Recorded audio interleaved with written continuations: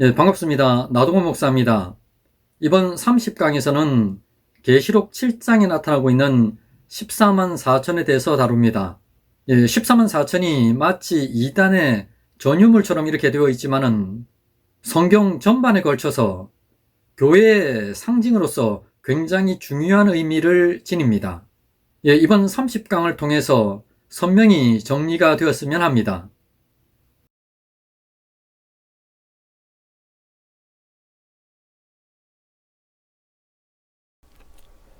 먼저 지난 29강을 정리하겠습니다. 노아의 홍수 심판 이전 세상이라고 그러면은 통상 아담으로부터 시작해서 물 심판이 일어날 때까지를 말합니다. 그런데 성경에서 말세라는 의미가 신약시대 전체를 가리키듯이 홍수 이전 세상의 말세는 창세기 6장에 나오는 이름만 하나님의 아들들하고 사람의 딸들, 그리고 그들에게서 난 네피림들이 활동하던 시대입니다. 특히 네피림들은 창세기 10장, 11장에 나오고 있는 최초의 제국을 형성하고 바벨탑을 쌓았던 니무롯처럼 하나님을 대적한 난폭한 전쟁광들이었습니다. 이들의 죄악에 대해서 하나님께서는 심판하실 때까지 120년으로 제한을 하셨습니다. 이 120년은 12 곱하기 10으로서 세상에서 교회를 완성하는 기간이기도 합니다. 즉, 교회를 완성할 때까지 그들의 심판이 유보된 것입니다. 이 120년 기간 동안에 방주교회는 완성이 되고 그리스도의 모형인 노아와 그에 속한 7 식구는 구원을 받습니다. 항상 말씀을 드리지만은 구원 계획과 관련된 이 도표는 노아의 홍수 심판과도 정확히 일치합니다. 또 마태복음 24장에서 예수님께서 하신 종말론 강의와도 정확히 일치합니다. 노아의 물심판이 있기 이전 세상에서 인침을 받는 기간은 120년입니다. 이 기간이 차면서 방주는 완성이 되어지고 노아와 7 식구는 방주 안으로 들어가고 방주의 문은 닫힙니다. 그러니까 구원의 문이 닫히는 거죠. 이후에 150일간의 홍수가 있는데 이는 2월 17일부터 7월 17일까지의 5달입니다. 이 5달은 계시록 9장에서도 언급이 된 5달, 그러니까 나팔 재앙의 기간이었습니다. 이후에 방주는 아라랏산에 도착하면서 홍수 심판이 끝납니다. 노아와 7 식구들이 방주에서 나오는 해인 다음해 1월 1일은 새 세상인 천국에서의 첫날이 됩니다. 여기 나오는 이 물심판의 이 기간은 나팔 재앙과 대접 재앙의 기간과 일치합니다. 이 나팔 재앙과 대접 재앙은 마태복음 24장 예수님의 종말론 강의에서도 동일하게 표현했습니다. 선교시대의 기간에 대해서 언급하고 있는 마태복음 24장 3절로 14절까지의 말씀, 그 마지막 절인 14절에서는 천국 복음이 온 세상에 전파되면 그때 끝이 오리라고 이렇게 말씀을 합니다. 여기서 언급된 이 끝은 나팔 재앙과 대접 재앙을 의미했습니다.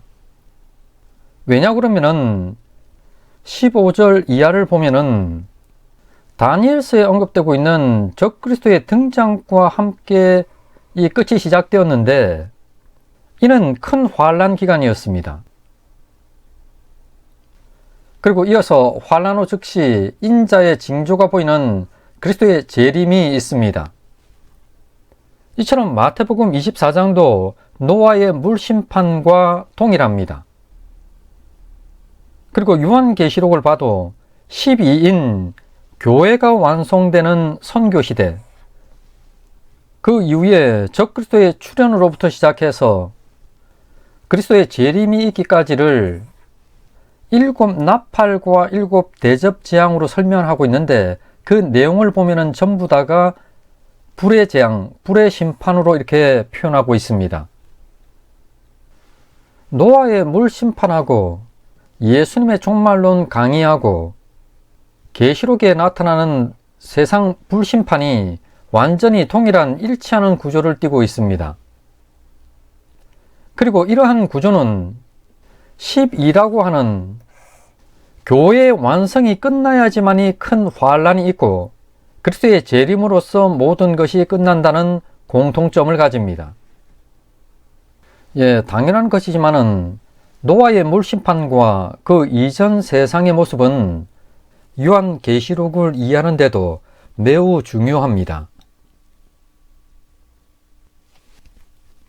자, 그러면 이번 30강에서는 교회와 동일한 의미인 14만 4천, 이 14만 4천을 큰 그림으로 보여주는 계시록 7장을 다룹니다.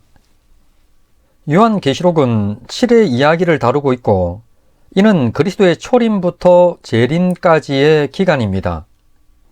이 그리스도의 초림으로부터 재림까지는 7인으로 이렇게 표현이 됩니다.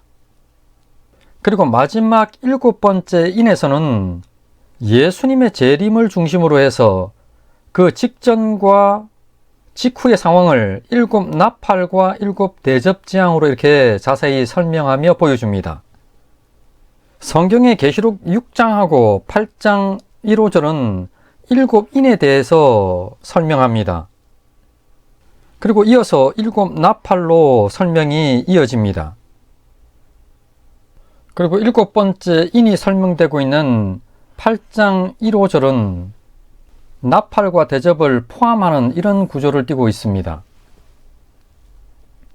여기서 한 가지 주의해서 봐야 될 것이 있습니다. 계시록 6장에는 첫째 인부터 여섯째 인까지가 설명이 됩니다. 그러다 보니 우리가 한 가지 오해를 하는 것은 계시록 6장은 선교시대고 이어서 7번째 인에 큰 환란 기간과 그리스도의 재림이 7 나팔과 7 대접으로 이렇게 되어 있다고 착각을 할 수가 있습니다. 그런데 그런 의미가 아닙니다. 계시록 6장에 나오는 첫째부터 여섯 번째까지의 인에서 선교시대와 큰 환란을 포함한 그리스도의 재림까지가 다 설명이 됩니다. 단지 마지막 7번째 인에서 7 나팔과 7 대접을 한 번 더 자세하게 설명한다는 그런 의미로 받아들여야 됩니다. 그러다 보니 6번째 인에서 예수님의 재림 심판이 등장을 합니다. 6번째 인을 떼시면서 어린 양이 그러십니다. 내가 보니 6째 인을 떼실 때 큰 지진이 나며 해가 검은 톨로 짠 상복같이 검어지고 달은 온통 피같이 되며 하늘의 별들이 무화과 나무가 대풍에 흔들려 설익은 열매가 떨어지는 것 같이 땅에 떨어지며 하늘은 두루마리가 말리는 것 같이 떠나가고 각 산과 섬이 제자리에서 옮겨지매 땅의 임금들과 왕족들과 장군들과 부자들과 강한 자들과 모든 종과 자유인이 굴과 산들의 바위 틈에 숨어 산들과 바위에게 말하되 우리 위에 떨어져 보좌에 앉으신 이의 얼굴에서와 그 어린 양의 진노에서 우리를 가리라. 여기 나오는 이 6번째 인의 내용은 예수님의 재림 심판, 마지막 심판의 모습입니다. 이렇게 6번째 인에 대한 말씀을 하신 이후에 6장 17절 끝절에서 이렇게 말씀합니다. 진노의 큰 날이 이르렀는데 누가 능히 견딜 수 있겠느냐 그러십니다. 그런데 견딜 수 있는 자들이 있다는 겁니다. 그에 대한 설명이 계시록 7장입니다. 계시록 7장 1절로 17절입니다. 이 일 후에 내가 네 천사가 땅 내 모퉁이에 선 것을 보니 땅의 사방의 바람을 붙잡아 바람으로 하여금 땅에나 바다에나 각종 나무에 불지 못하게 하더라. 또 봄에 다른 천사가 살아계신 하나님의 인을 가지고 해 돋는 데로부터 올라와서 땅과 바다를 해롭게 할 권세를 받은 네 천사를 향하여 큰 소리로 외쳐 이르되 우리가 우리 하나님의 종들의 이마에 인치기까지 땅이나 바다나 나무들을 해하지 말라 하더라. 내가 인침을 받은 자의 수를 들으니 이스라엘 자손의 각 지파 중에서 인침을 받은 자들이 14만 4천이니 유다 지파 중에 인침을 받은 자가 1만 2천이요 루벤 지파 중에 1만 2천이요 갓 지파 중에 1만 2천이요 아셀 지파 중에 1만 2천이요 납달리 지파 중에 1만 2천이요 므낫세 지파 중에 1만 2천이요 시므온 지파 중에 1만 2천이요 레위 지파 중에 1만 2천이요 이사갈 지파 중에 1만 2천이요 스불론 지파 중에 1만 2천이요 요셉 지파 중에 1만 2천이요 베냐민 지파 중에 인침을 받은 자가 1만 2천이라. 이 일 후에 내가 보니 각 나라와 족속과 백성과 방언에서 아무도 능히 셀 수 없는 큰 무리가 나와 흰옷을 입고 손에 종려 가지를 들고 보좌 앞과 어린 양 앞에 서서 큰 소리로 외쳐 이르되 구원하심이 보좌에 앉으신 우리 하나님과 어린 양에게 있도다 하니 모든 천사가 보좌와 장로들과 내 생물의 주위에 서 있다가 보좌 앞에 엎드려 얼굴을 대고 하나님께 경배하여 이르되 아멘. 찬송과 영광과 지혜와 감사와 존귀와 권능과 힘이 우리 하나님께 세세토록 있을지어다. 아멘 하더라. 장로 중 하나가 대답하여 나에게 이르되 이 흰옷 입은 자들이 누구며 또 어디서 왔느냐? 내가 말하기를 내 주여 당신이 아시나이다 하니 그가 나에게 이르되 이는 큰 환란에서 나오는 자들인데 어린 양의 피에 그 옷을 씻어 희게 하였느니라. 그러므로 그들이 하나님의 보좌 앞에 있고 또 그의 성전에서 밤낮 하나님을 섬기매 보좌에 앉으시니가 그들 위에 장막을 치시리니 그들이 다시는 줄이지도 아니하며 목마르지도 아니하고 해나 아무 뜨거운 기운에 상하지도 아니하리니 이는 보좌 가운데 계신 어린 양이 그들의 목자가 되사 생명수 샘으로 인도하시고 하나님께서 그들의 눈에서 모든 눈물을 씻어 주실 것임이라. 계시록 6장을 마치면서 그들의 진노의 큰 날이 이르렀으니 누가 능히 서리요? 라고 질문을 했는데 여기 나오는 이 서리요라고 하는 이 의미, 서리요, 스타데나의 원형인 히스테미는 비유적으로 견뎌내다는 의미입니다. 따라서 6장 17절은 그들의 진노의 큰 날이 이르렀으니 누가 능히 견디겠느냐는 질문이 됩니다. 이러한 마지막 심판에 견딜 자들은 우리가 알기에 당연히 교회입니다. 바로 그 교회에 성도들에 대한 설명이 시작됩니다. 1절입니다. 이 일 후에 내가 네 천사가 땅 내 모퉁이에 선 것을 보니 땅의 사방의 바람을 붙잡아 바람으로 하여금 땅에나 바다에나 각종 나무에 불지 못하게 하더라. 지금 1절에 나오고 있는 네 천사의 이 4라고 하는 숫자, 그리고 땅 내 모퉁이의 이 4라고 하는 숫자, 그리고 땅의 사방에 이 사방 4라고 하는 이 숫자, 이것들은 모두 이 세상을 나타내는 히브리적 표현법입니다. 그리고 천사는 하나님의 명령에 순종해서 일하는 자들이 천사입니다. 지금 이 천사들이 하는 일이 바람을 붙잡는 일이었습니다. 여기 나오는 이 바람은 성경에서 통상 두 가지 의미로 사용이 되고 있는데 첫째는 성령을 가리킵니다. 그리고 다른 하나는 재앙을 가리키는데 여기서는 재앙의 의미로 사용되었습니다. 성경에서 재앙의 의미로 사용되는 대표적인 곳으로는 예레미야서 49장 36절 이하하고 다니엘서 2장을 둘 수가 있습니다. 특히 다니엘서 7장 2절에서는 하늘에 내 바람이 바다로 불면서 내 짐승이었던 바벨론과 메데바사, 헬라, 로마, 이 네 짐승이 두렵고 포악한 존재로 등장을 했습니다. 이와 마찬가지로 여기서도 바람은 재앙의 의미로 사용이 됩니다. 지금 이 네 천사가 재앙인 바람을 붙잡아서는 세상에 불지 못하게 막고 있습니다.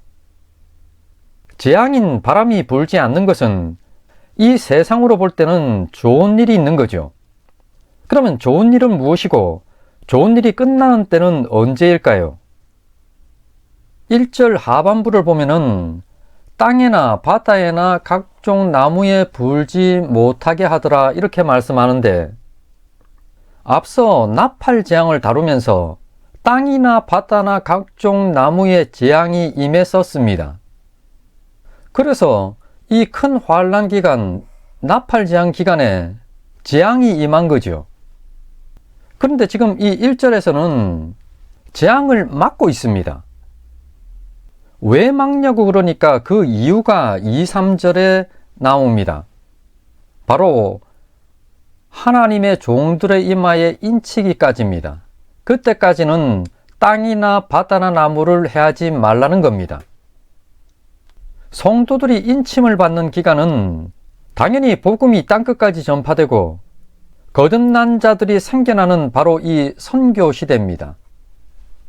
그러니까 이 인침을 받아 거듭나는 것, 바로 이것이 좋은 일입니다. 그리고 이 좋은 일이 일어나는 기간이 선교 시대 전 3년 반, 1000년의 기간입니다. 지금 여기 이 1절은 매우 중요합니다. 네 천사가 바람을 불지 못하게 막았습니다.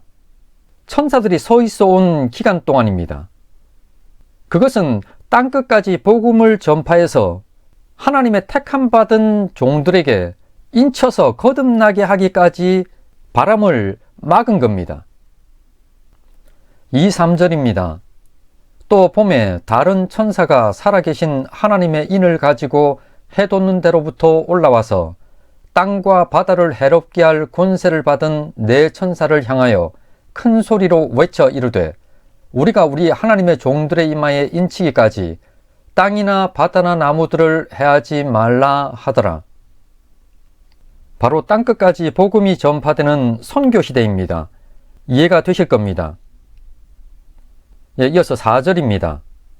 내가 인침을 받은 자의 수를 들으니 이스라엘 자손의 각 지파 중에서 인침을 받은 자들이 14만 4천이니, 인침을 받은 자의 수하고 14만 4천이 같습니다. 그리고 이 수는 당연히 교회를 상징하는 수입니다. 그리고 이들은 당연히 천국 들어갈 자들, 그들과도 같아야 합니다. 그러면 지금 여기 나오는 이 표들이 동일한지를 한번 확인을 해 보겠습니다. 천국인 새하늘 새 땅에 대한 말씀이 나오고 있는 계시록 22장 3, 4절 말씀입니다. 다시 저주가 없으며 하나님과 그 어린 양의 보좌가 그 가운데에 있으리니 그의 종들이 그를 섬기며 그의 얼굴을 볼 터이요 그의 이름도 그들의 이마에 있으리라. 새하늘 새 땅에서는 하나님의 종들이 하나님을 섬깁니다. 그리고 하나님의 이름이 그들 종들의 이마에 있습니다. 지금 여기 나오는 이 표현은 하나님의 종들의 이마에 인을 쳤다고 하는 이 표현하고 동일한 표현입니다. 그러니 인침받은 자 14만 4천인 교회가 바로 천국에 들어가 있는 자들입니다. 동일합니다. 앞서 1000년에 대해서 다뤘었습니다. 그리고 12에 대해서도 다뤘습니다. 14만 4천인 교회는 144, 그러니까 12라고 하는 구약교회와 10이라고 하는 신약교회가 그리스도 안에서 법적으로 구원을 받는 때인 바로 선교시대죠. 그리스도의 초림으로부터 땅끝까지 복음이 전파되고 구원의 문이 닫히는 때까지의 이 선교시대의 기간 동안에 구원을 받는 자들, 그들이 14만 4천입니다. 앞서 다뤘던 계시록 20장, 계시록 20장을 잠시 한번 떠올려 보겠습니다. 용인 사탄이 첫째 부활이 일어나는 일을 간섭하지 못하는 기간이 1000년이었습니다. 이 첫째 부활에 참여하는 자들에게는 둘째 사망인 지옥 형벌이 범접치 못했습니다. 왜냐하면 하나님의 자녀들이 된 자들이기 때문입니다. 그 1000년의 기간 동안에 복음이 전파되었습니다. 그러니까 제사장으로 왕 노릇을 했었습니다. 기억이 나실 겁니다. 지금 여기 나오는 이 14만 4천은 계시록 20장에서 1000년에 대한 설명하고 정확하게 일치하는 상징적인 수입니다.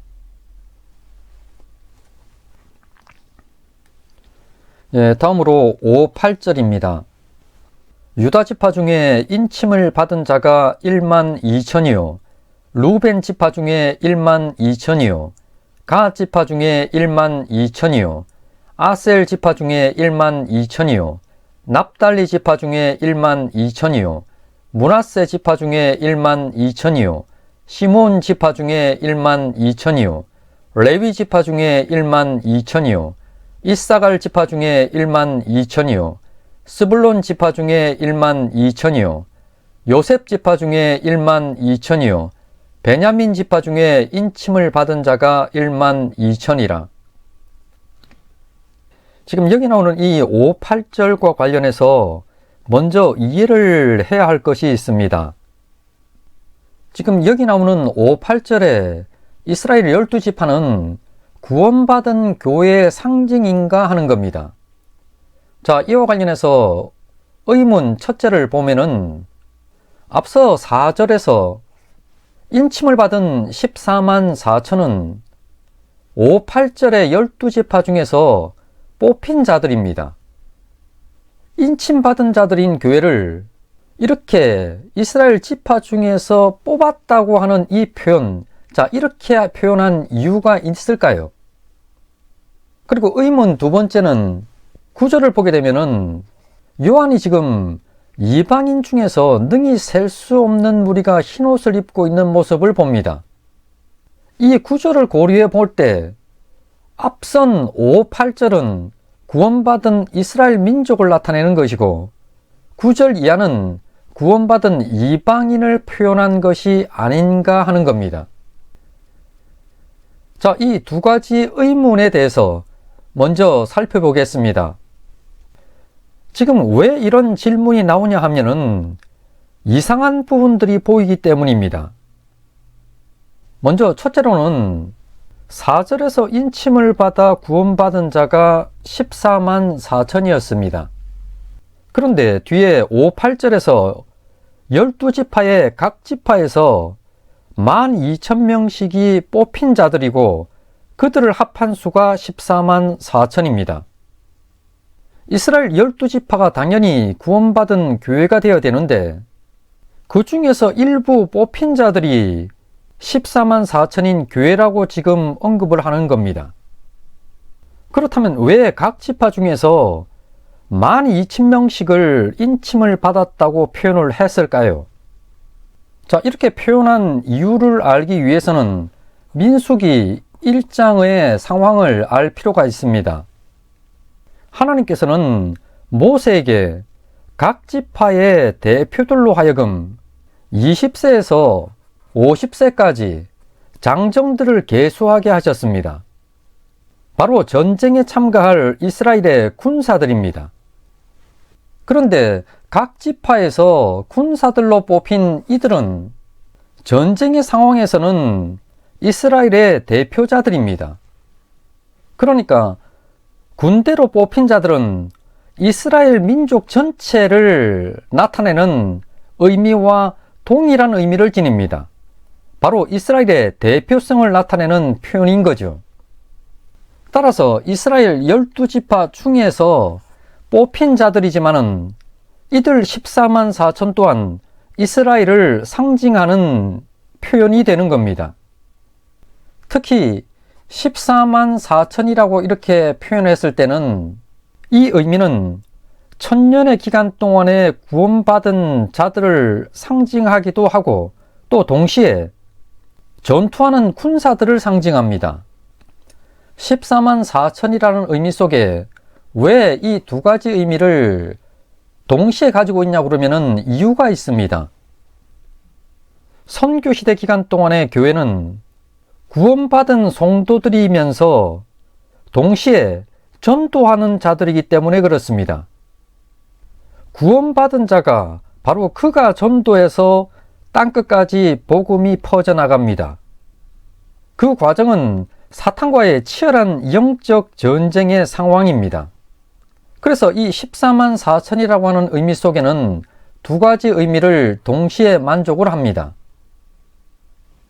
다음은 두 번째 의문입니다. 구절을 보게 되면은 앞에 5, 8절에 일어났던 일 이후에 요한은 각 나라와 족속과 백성과 방언에서 능히 셀 수 없는 무리가 흰옷을 입고 있는 모습을 봅니다. 따라서 일부 신학자들은 5, 8절이 구원을 받은 이스라엘 민족에 대한 언급이고 9절 이하는 구원받은 이방 민족에 대한 언급이라고 이렇게 주장을 합니다. 그런데 먼저 이 말씀을 한번 드리고 싶습니다. 요한계시록에서는 어디에도 유대인의 구원을 별도로 언급하고 있는 곳이 단 한 군데도 없습니다. 여기서도 마찬가지입니다. 언뜻 보기에는 이스라엘 민족하고 이방인의 구원을 나눈 것처럼 이렇게 보입니다. 그렇지만은 앞서 4절을 시작하면서 내가 인침받은 자의 수를 들으니 자 이렇게 시작합니다. 요한이 들었을 때는 바로 14만 4천이라는 수, 각 지파에서 12,000명씩이었습니다. 자 이렇게 귀로다가 듣기는 들었는데 이후에 9절에서 2일 후에 내가 보니, 그러니까 눈으로 직접 보니까 아무도 능히 셀 수 없는 무리가 흰옷을 입고 있고 종려나무 가지를 들고 있고 그들이 하나님과 어린 양 앞에 서 있더라는 겁니다. 자 이렇듯 이스라엘 12지파하고 14만 4천하고 각 민족에 능히 셀 수 없는 무리는 동일한 구원받은 단 하나의 교회입니다. 4절에 나오는 인침을 받은 자하고 9절에 흰옷을 입은 자가 동일한 것은 당연합니다.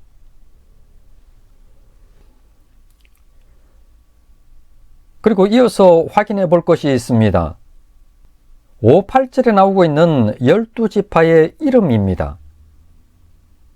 이 이름들의 특별한 의미가 있는지를 한번 확인했으면 합니다. 구약 성경에는 12지파의 이름이 18군데 언급됩니다. 그런데 재밌는 것은 그때마다 이름이 다르든지 혹은 이름의 순서가 모두 다릅니다. 이 말은 최소한 구약 안에서는 이름의 순서가 별 의미가 없다는 말이 되죠. 만약에 그 이름하고 순서가 중요했다 그러면은 일치하는 데가 수도 없이 나왔어야 합니다. 그런데 거론될 때마다 표현이 다 틀립니다. 마치 일부러 다 다르게 표현한 것 같습니다. 그런데 중요한 점은 12지파의 순서나 이름이 틀리더라도 다 모아놓으면은 바로 항상 이스라엘 민족이라는 겁니다. 그러니까 12지파인 이스라엘 자체가 중요하다는 말이 됩니다. 자, 그러면 여기서는 출생 순서를 기준으로 나오는 이 12지파하고 계시록 7장에 나오고 있는 12지파와의 차이점에 대해서 한번 살펴봤으면 합니다. 야곱의 12아들 중에 장자는 루벤입니다. 루벤부터 막내인 베냐민까지입니다.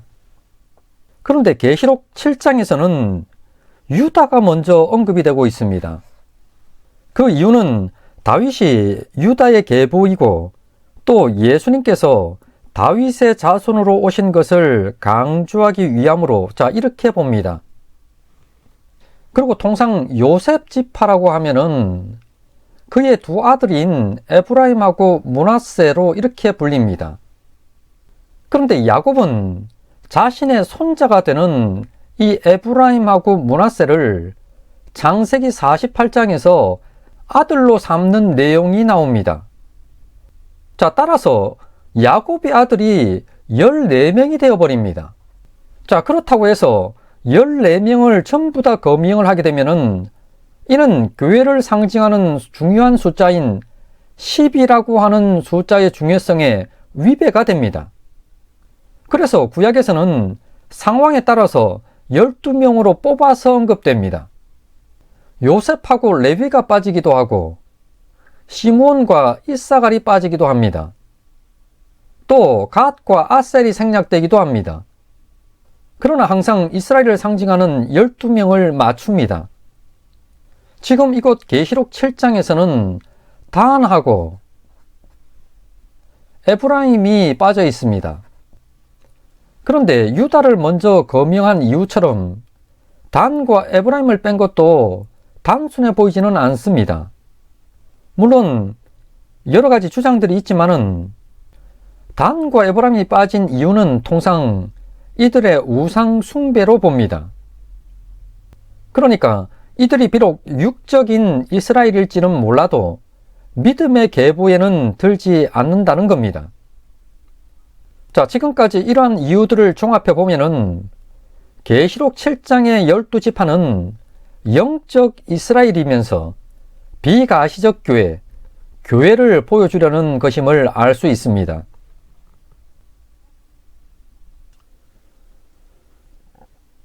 계속해서 9절로 12절입니다.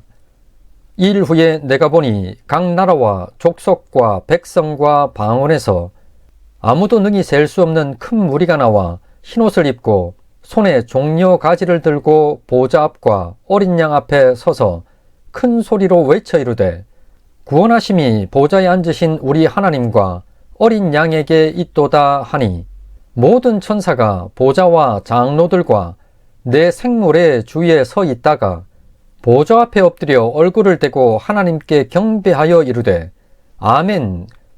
찬송과 영광과 지혜와 감사와 존귀와 권능과 힘이 우리 하나님께 세세토록 있을지어다. 아멘 하더라.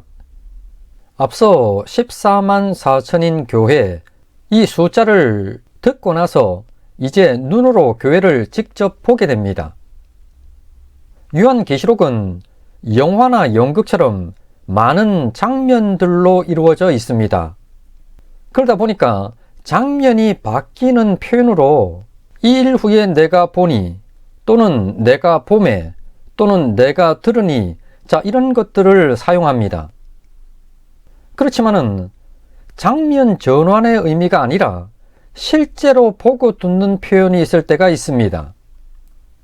요한계시록 안에도 보면은 실제로 보고 듣는 사례가 나오고 있는데 5장 5절에서 사자라고 하는 이름에 대해서 들은 이후에 5장 6절에서는 어린 양의 모습을 실제 보게 됩니다. 그리고 21장 9절에서 신부를 보이라고 하는 말씀을 들었습니다. 그런 이후에 21장 10절에서는 거룩한 성을 눈으로 보게 됩니다. 이와 동일한 상황이 지금 계시록 7장에서도 14만 4천을 들었고 이후에 능히 셀 수 없는 무리를 눈으로 보게 되는 겁니다. 그리고 요한이 본 능히 셀 수 없는 이 무리는 전부 다가 흰옷을 입고 있습니다. 흰옷을 입은 이들은 천사들도 흰옷을 입고 있습니다. 그렇지만은 이 뒤에 나오는 14절을 보게 되면은 어린 양의 피에 옷을 씻어서 희게 했다는 말씀에 근거해서 이들은 분명 성도들입니다. 이들은 세상 족속에서 능히 셀 수 없는 무리고, 요한복음 12장에서 예수님의 예루살렘 입성을 종려 가지를 들고 맞이했던 이스라엘 백성을 연상시킵니다. 그리고 이들이 10절에서 구원하심에 대한 찬양을 부릅니다. 이들은 당연히 성도들입니다. 자, 그런데 이 10절에 보면은 관심을 가져야 할 만한 표현이 하나가 나옵니다. 보좌에 앉으신 우리 하나님과 어린 양입니다. 보좌 위에 앉으신 우리 하나님과 그리고 어린 양입니다. 이 표현상으로 보면은 지금 보좌에 앉아 계신 분은 아버지 하나님 한 분입니다. 당연한 것 같지만은 요한계시록 안에서의 이 표현법의 변화상, 자, 이것에 대해서 알고 있어야 합니다. 성경에서는 예수님께서 하나님 보좌 우편에 이미 앉으셨다는 말씀도 있고 옆에 서 계시다는 말씀도 있습니다.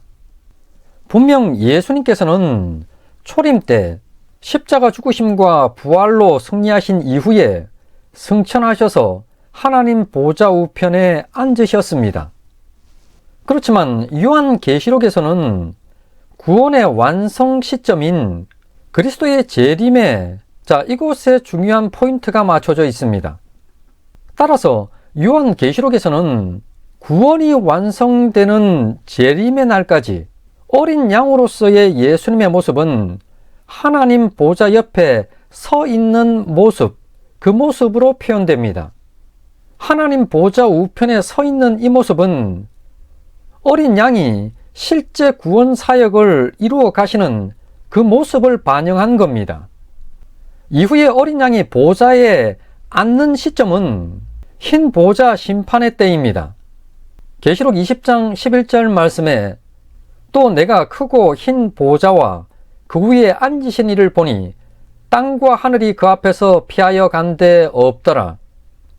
그런 이후에 새하늘 새 땅인 천국에 대한 말씀이 나오는 22장 3절 말씀을 보면은 다시 저주가 없으며 하나님과 그 어린 양의 보좌가 그 가운데 있으리니 그의 종들이 그를 섬기며, 지금 여기 나오는 이 표현은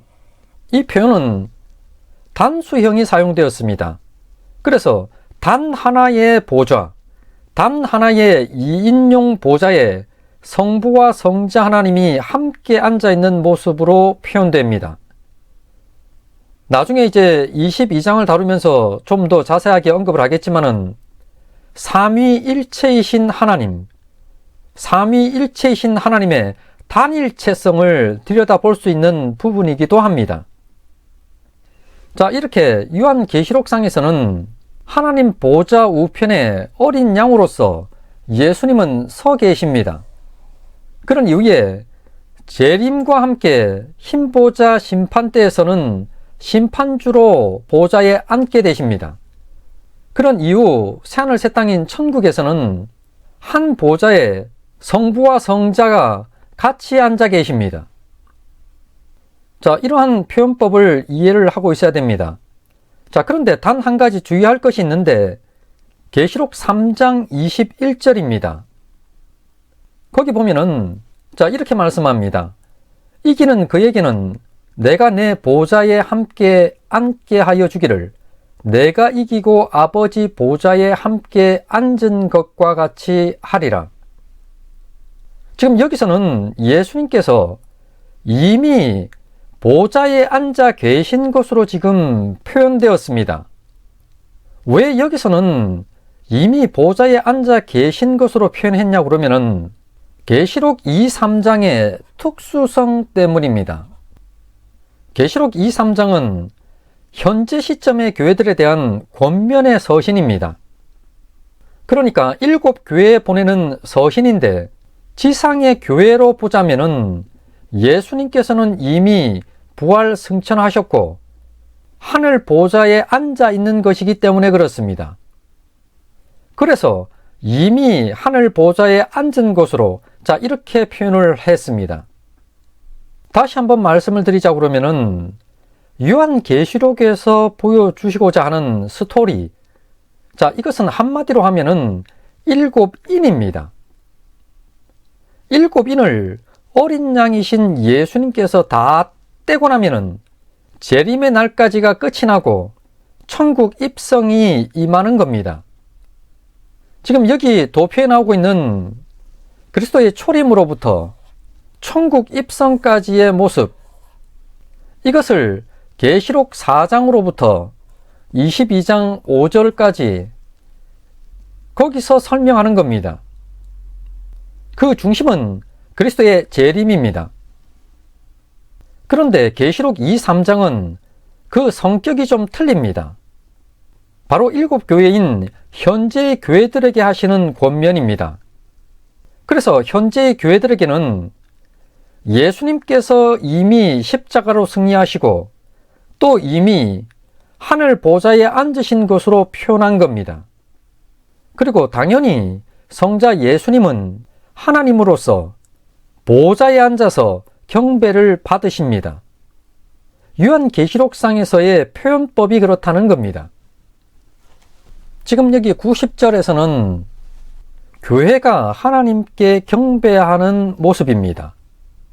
이 모습은 14만 4천인 교회가 완성된 이후의 모습, 그 모습인데 마치 연극의 장면처럼 표현을 하면서 우리에게 이해를 시켜주기 위한 표현 방식을 사용한 겁니다.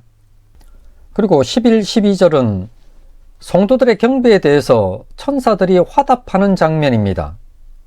천사들의 7중 찬송이 나옵니다. 찬송과 영광과 지혜와 감사와 존귀와 권능과 힘, 이것이 하나님께 있음을 찬송합니다. 이어서 13절로 17절입니다. 장로 중 하나가 응답하여 나에게 이르되 이 흰옷 입은 자들이 누구며 또 어디서 왔느냐? 내가 말하기를 내 주여 당신이 아시나이다 하니 그가 나에게 이르되 이는 큰 환난에서 나오는 자들인데 어린 양의 피에 그 옷을 씻어 희게 하였느니라. 그러므로 그들이 하나님의 보좌 앞에 있고 또 그의 성전에서 밤낮 하나님을 섬기매 보좌에 앉으시니가 그들 위에 장막을 치시리니 그들이 다시는 줄이지도 아니하며 목마르지도 아니하고 해나 아무 뜨거운 기운에 상하지도 아니하리니 이는 보좌 가운데 계신 어린 양이 그들의 목자가 되사 생명수 샘으로 인도하시고 하나님께서 그들의 눈에서 모든 눈물을 씻어 주실 것임이라. 앞서 9절 이하에서 셀 수 없는 무리가 흰옷을 입고 종려 가지를 흔들고 하나님과 어린 양에게 구원에 대한 감사 찬송을 올려드렸습니다. 이에 대해서 장로 한 명이 요한에게 질문을 던집니다. 흰옷 입은 자들이 누구고 이들이 도대체 어디에서 온 자들이냐는 겁니다. 이에 대해 당신이 더 잘할 것이 아니냐고 하는 요한의 답에 장로는 어린 양의 피에 옷을 씻어 희귀한 자들이라고 답합니다. 당연히 교회죠. 그런데 이들이 지금 어디서 왔냐를 말하면서 큰 환난에서 나오는 자들이라고 말합니다. 이 큰 환난을 오해하면 안 되는데 일부 신학자들은 이 큰 환난이라는 단어에 근거해서 14만 4천이 큰 환난 기간을 통과한 자들만을 지칭한다고 이렇게 말합니다. 그러니까 일부 신학자들은 14만 4천이 이 큰 환난 기간을 통과한 자들만을 지칭하는 수라고 얘기를 합니다. 이 말인즉슨 지금으로부터 한 100년이나 200년, 1000년 전에 살았던 성도들은 해당이 안 된다는 겁니다. 왜냐하면 적그리스도 출현 직전에 살던 성도들, 그들이 큰 환난을 지나기 때문에 그렇습니다. 자, 이렇게 되면은 14만 4천에 대한 개념 자체가 엉망으로 뒤틀려 버립니다. 자, 그러면 여기 나오는 이 큰 환란이라고 하는 단어에 대해서 먼저 한번 정리를 하겠습니다. 큰 환란은 두 가지 의미로 사용이 되는데, 한 가지는 바로 큰 환란 기간의 뜻입니다. 바로 이 큰 환란 기간입니다. 이것은 다니엘서 12장 1절 말씀에 보면은 또 환란이 있으리니 이는 개국 이래로 그때까지 없던 환란일 것이며, 자, 이 말씀에 근거를 합니다. 또 예수님께서도 마태복음 24장 21절에서 이는 그때 큰 환란이 있겠습니다. 창세로부터 지금까지 이런 환란이 없었고 후에도 없으리라. 자, 이곳들에서 언급하고 있는 바로 이 큰 환란 기간입니다. 그리고 이 큰 환란과 관련된 또 다른 하나의 의미는 보편적인 환란들 중에 최상급으로서의 큰 환란입니다. 인류 역사 안에서 한 명도 빠짐없는 모든 성도들은 개인적으로 많든지 적든지 또는 각자 다양한 형태의 환란들을 겪습니다. 분명 그 중에는 큰 환란이 있습니다. 자, 그런 의미에서의 환란입니다. 자, 여기 나오는 이 14절에서의 이 큰 환란은 흰 옷을 입은 자들, 모든 성도들이 인생에서의 큰 환란을 겪고서 천국에 들어왔다는 그 의미로 볼 수가 있습니다. 그러니까 이 두째 의미가 합당합니다. 그렇지만은 이 첫째 의미로 볼 수 있는 상황이 있습니다. 자, 그런 경우에는 하나님의 구원 계획표를 이해해야 됩니다. 바로 이거죠. 하나님의 구원 계획표 상에서는 그리스도의 초림이 있고 이어서 선교 시대가 진행됩니다. 이를 통해서 복음이 땅끝까지 전파됩니다. 그리고 뒤이어서 계획표 상에 큰 환란 기간이 있습니다.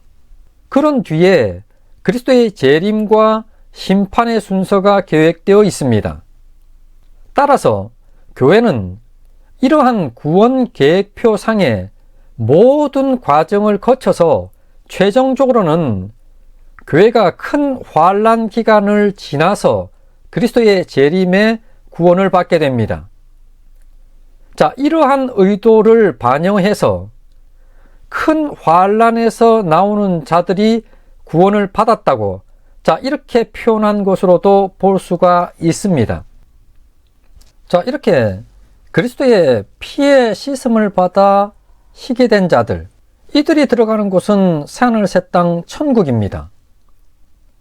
천국에 들어온 흰옷 입은 자들의 상태를 나타낸 것이 15절로 17절입니다. 이 15절로 17절은 계시록 21장 1절로부터 22장 5절까지에 나오는 새하늘 새 땅 천국, 그 내용하고 일치합니다.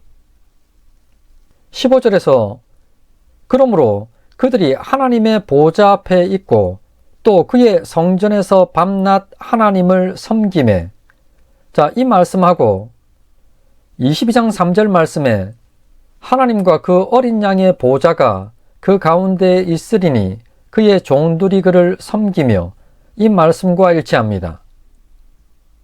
그리고 이어서 보좌에 앉으신 이가 그들 위에 장막을 치시리니, 이 말씀은 21장 3절에 하나님의 장막이 사람들과 함께 있음에와 일치합니다. 그리고 이어서 16절에 그들이 다시는 줄이지도 아니하며 목마르지도 아니하고 해나 아무 뜨거운 기운에 상하지도 아니하리니, 이 말씀은 21장 4절에서 다시는 사망이 없고 애통하는 것이나 곡하는 것이나 아픈 것이 다시 있지 아니하리니 처음 것들이 다 지나갔음이러라, 이 말씀과 일치합니다. 그리고 이어서 이는 보좌 가운데 계신 어린 양이 그들의 목자가 되사 생명수 샘으로 인도하시고, 이 말씀은 21장 6절에 내가 생명수 샘물을 목마른 자들에게 값없이 주리니와 일치합니다.